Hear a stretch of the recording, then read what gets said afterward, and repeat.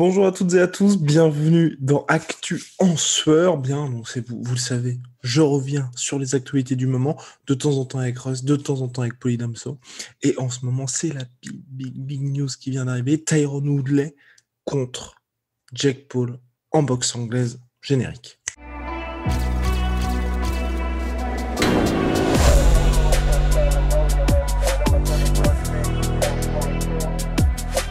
Soit. Oui, donc Jake Paul va bien faire son retour sur les rings contre Tyron Woodley. Bon, sur le papier, c'est pas surprenant parce qu'on en avait parlé avec Fernand Lopez, avec Rust, elles sont extrêmement lucratives. J'allais dire ces exhibitions, mais non, c'est en boxe, donc anglaise, mais un combat professionnel. Jake Paul qui présente un bilan de 3-0. Tyron Woodley, ancien champion UFC, 4 défaites consécutives en MMA. Il présente un bilan de 0-0 en boxe anglaise, mais ce que je veux dire, c'est qu'aujourd'hui, avec ce qui se passe, vous l'avez bien vu avec le combat de Jake Paul contre Ben Askren, plus d'1 million de pay-per-view vendus selon Thriller, donc le diffuseur aux États-Unis. Il y a aussi, bien évidemment, là, ce qui arrive bientôt, Logan Paul contre Floyd Mayweather dans un stade diffusé sur Showtime. Showtime, est quand même une des places historiques de la boxe anglaise aux États-Unis, qui là va diffuser ce combat d'exhibition, et Showtime qui a signé Jake Paul pour un contrat de plusieurs combats, pour des combats qui seront diffusés en pay-per-view. Donc, Tyron Woodley, Jake Paul sera diffusé en pay-per-view sur Showtime. Honnêtement, c'est complètement dingue. Mais avant ça aussi, je tenais bien évidemment à parler de Logan Paul contre KSI, qui était un combat aussi entre deux youtubeurs. Le deuxième combat s'est déroulé au Staples Center et était diffusé sur la plateforme DAZN Boxing avec Billy Joe Saunders qui était présent sur l'undercard. Enfin bref, et puis Matchroom Boxing qui était là, qui officiait également. C'est c'est complètement fou. C'est vraiment complètement fou aujourd'hui le monde dans lequel on vit parce que bien évidemment, je vous vois des gens en commentaire dire c'est n'importe quoi, énormément de boxeurs bien plus méritants qui, eux, pourraient avoir cette exposition-là, être sur Showtime, être sur d'autres, bien évidemment, diffuseurs. Je pense notamment, par exemple, à Thriller, qui aujourd'hui s'est établi comme une vraie plateforme pour les combats de boxe anglaise, ou même DAZN, encore qui est spécialisé là-dedans aussi. Mais aujourd'hui, on est dans une situation où il suffit pas de dire c'est une mascarade, c'est honteux. Ensuite, il faut que les gens ne regardent pas ces combats-là. Et le combat, par exemple, Jake Paul, enfin, de un, on va prendre le premier KSI et Logan Paul, il y a eu plus de 800 000 achats en pay-per-view sur la plateforme YouTube.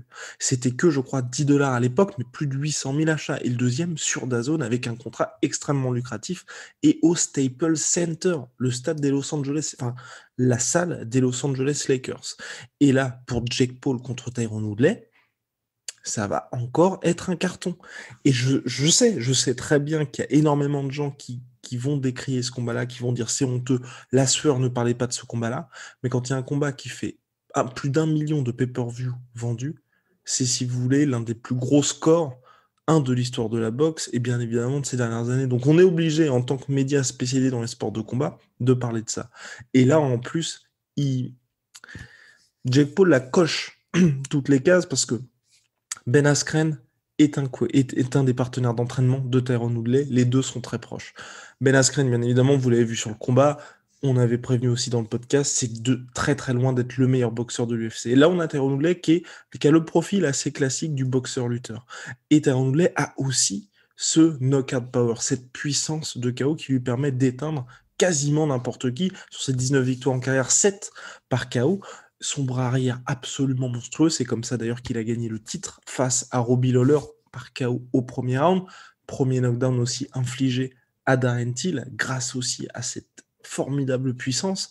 Donc là, on a une situation où certes, Tyron Woodley n'a jamais fait de combat en boxe anglaise, mais néanmoins, et bien évidemment à ce style, je pense qu'on verra la différence entre la boxe MMA Tyron Woodley et ce qu'apporte aussi Jake Paul, qui lui est vraiment, enfin quoi qu'on en dise, hein, mine de rien, c'est un youtubeur, mais par rapport à son frère Logan Paul, a vraiment des capacités en boxe anglaise. Et donc là, on a donc un Tyron Woodley qui va l'affronter et qui présente, on va dire, sur le papier en tout cas, un petit peu plus de certitude que Ben Askren. Donc là, je parlais du knockout power. Il y a aussi, bien évidemment, le fait que Tyron Woodley ait fait de tous ses succès, on va dire, en MMA, enfin la plupart de ses succès, au-delà de la lutte, bien évidemment, il y avait aussi son striking qui était présent. Et pas des moindres, pour moi, il y a aussi un élément qui est important. Jake Paul boxe en cruiserweight. Et on avait vu la différence entre un Ben Askren qui lui est d'habitude chez les welter, donc moins de 77, face aux cruiserweight qui sont à 90. Là, Ben Askren avait vraiment l'air d'être pas en forme physiquement, on va dire, lors du combat, et pas, on va dire, athlétique. Tyron Woodley, on sait qu'il cut énormément pour faire le poids en welterweight. Donc là, ce sera un Tyron Woodley de 90 kilos, mais un Tyron Woodley pas un 90 kilos du mec qui a pris beaucoup de gras. Juste un Tyron Woodley qui n'a pas cuté et donc là qui est vraiment bien dense pour entrer sur le ring. Donc certes, il sera, on va dire, physiquement, je pense à mon avis, on va dire, dans tout ce qui est au niveau du gabarit, il est plus petit que Jake Paul. Peut-être, j'ai pas fait mon travail là-dessus, mais peut-être qu'il aura un reach, une allonge inférieure à Jake Paul également, mais physiquement, ce sera quelqu'un qui arrivera sur le ring en forme. Aussi, ce qui est important, c'est de se dire, mine de rien, que, ok, Tyron Woodley a perdu son dernier combat contre Vicente Luque à l'UFC, mais on avait un Tyron Woodley qui était plus, qui avait retrouvé un petit peu sa verve d'antan.